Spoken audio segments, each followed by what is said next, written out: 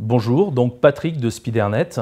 Je suis donc directeur associé de Spidernet et plutôt en charge de tout ce qui touche à la réalité virtuelle au sein de Spidernet. Et donc je voulais faire un focus sur tout ce qui touche à l'immersive learning, puisque c'est vraiment un des axes de notre société, également de mes propres compétences. En ce qui concerne l'immersive learning, c'est beaucoup plus large que la seule réalité virtuelle, mais je vais me focaliser là-dessus dans cet échange, parce que ça peut toucher aussi bien sûr les réalités mixtes, les réalités augmentées, mais dans mon cas, ce sera effectivement la réalité virtuelle qui sera le focus. Alors qu'est-ce que l'immersive learning? L'immersive learning, c'est la possibilité de placer l'apprenant directement dans un contexte qui va être celui qu'il connaît habituellement sur son lieu de travail ou sur son lieu d'intervention. Donc en l'occurrence, on va le mettre dans un univers simili-réaliste dans lequel il va retrouver son environnement de travail, ses habitudes, sa vision. Et dans ce cadre-là, il va s'immerger dans cet environnement-là et sur un autre axe, pouvoir interagir par rapport à cet événement-là. Et ça, c'est un point fondamental lié à la réalité virtuelle, c'est comment pouvoir se mouvoir dans cette expérience, comment pouvoir interagir, l'interactivité qui va être offerte et la présence même de l'apprenant qui fait qu'il y a réalité virtuelle parce que ressenti et donc croyance en cette expérience-là et en totalité, en présence et en ressenti, c'est un point fondamental. Autre aspect, je vais vous donner un exemple très précis lié en fait à de l'immersive learning et un exemple lié à la réalité virtuelle. Aujourd'hui, par exemple, on va imaginer on va dire une expérience liée à la sécurité, à la prévention. Comment mettre en simulation quelqu'un qui va devoir ressentir ce que pourrait être une pièce dans laquelle on a de la chaleur et des flammes qui commencent à apparaître. Et comment il va pouvoir intervenir dans cet environnement-là. L'idée, ça va être de lui permettre de percevoir des choses qui vont le ramener dans cette réalité-là. Alors, on ne va pas se retrouver à 800 degrés, bien évidemment, mais on va essayer de lui donner des sensations de ressenti qui vont faire qu'il va croire en cette expérience. Et donc, à partir du moment où il va y croire, lui-même va être vraiment totalement impliqué dans son environnement, il va pouvoir directement agir par rapport à ce que pourrait être une gestion de crise, par rapport à une modalité de process à mettre en œuvre dans ce cadre-là, et donc tout type de formation et d'apprentissage qui serait lié à l'environnement dans lequel on va le faire se mouvoir. Aujourd'hui, ces technologies qui sont en train de se transformer permettent à un certain nombre d'entreprises, jusqu'alors dédiées à des grands comptes, d'aller vers des simulations à travers la réalité virtuelle. C'est une étape de transformation qui est assez importante, puisque jusque-là, on était vraiment axé sur un certain nombre de grands comptes qui pouvaient utiliser des très gros simulateurs.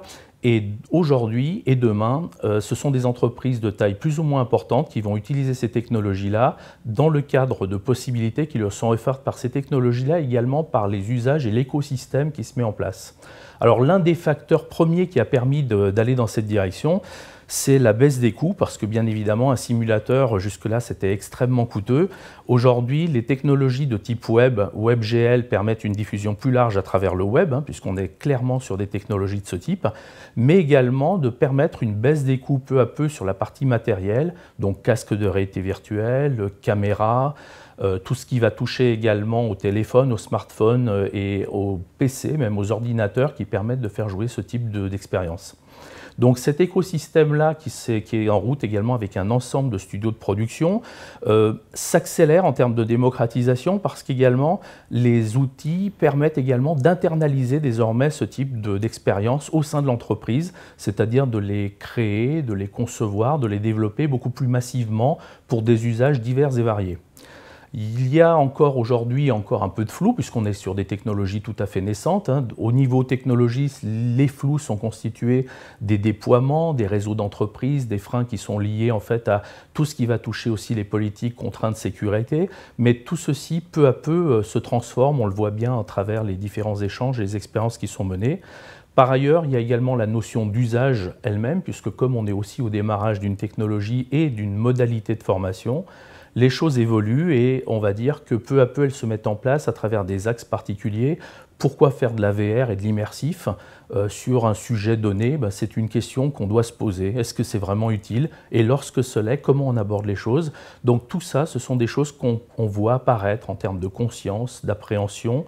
Et peu à peu, les projets deviennent de plus en plus structurés. En tout cas, les gens se posent de plus en plus les bonnes questions, ce qui est quand même assez significatif d'une réflexion et d'une transformation d'une technologie en un usage peu à peu.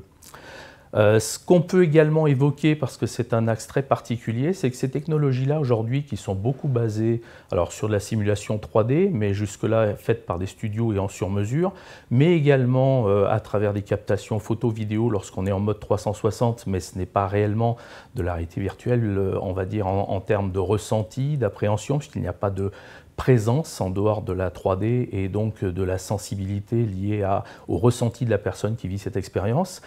Aujourd'hui, les technologies qui commencent à se mettre en place autour du scan 3D, autour des formats unifiés liés à la 3D, permettent peu à peu, on va dire, de construire des expériences à des coûts beaucoup moindres à ce niveau-là, ce qui veut dire que demain, si on se projette, on peut imaginer que la 3D va vraiment envahir les choses à travers des solutions qui vont être beaucoup plus abordables et internalisables également. Donc tout ce facteur et ce phénomène-là fait que cette réalité virtuelle se démocratise de plus en plus et plus largement, les possibilités de l'immersif en termes de modalités d'apprentissage sont de plus en plus, on va dire, parmi le panel des possibilités fournies à l'entreprise dans ses usages et dans sa vision.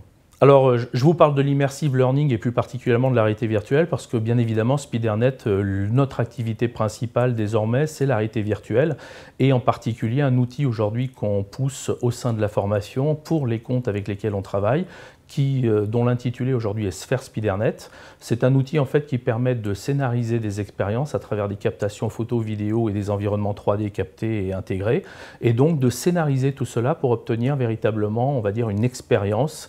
Cette expérience étant bien évidemment menée et faite par des producteurs qui ne sont pas eux-mêmes des experts ou des informaticiens.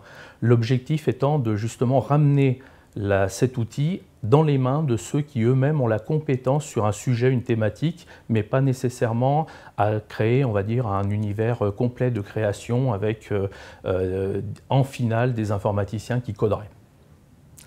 Voilà. Par ailleurs, nos studios, bien évidemment, produisent ces ressources-là également pour nos clients, ce qui fait qu'on a une gamme d'expériences assez large et qui permettent aussi d'améliorer, d'adapter l'outil peu à peu. Je vous remercie.